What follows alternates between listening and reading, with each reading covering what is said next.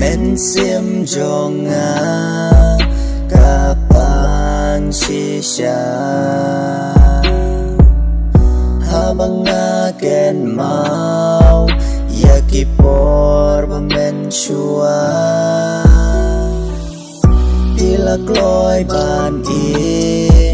len dead yanga tang namar ngadu na ying i mei i pa wat ba be shu ba i ba pi i no yanga ba pi i si yanga haki por ba men shua kang men toy ba pin ba be sa menta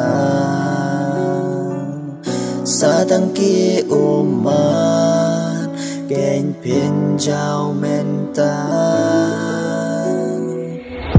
ngam la shu ken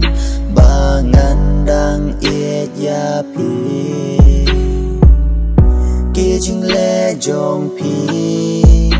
ya nga hakito kisngi ngam la shu ban pai biang sa shi sen bat pi wat pen be chu ya nga bangan it ya pi wat ba be shu ba i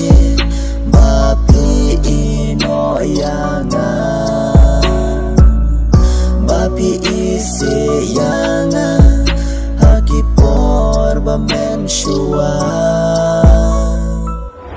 kang men toy ba pin ba be sa menta sa tang ki uman ken pin jau men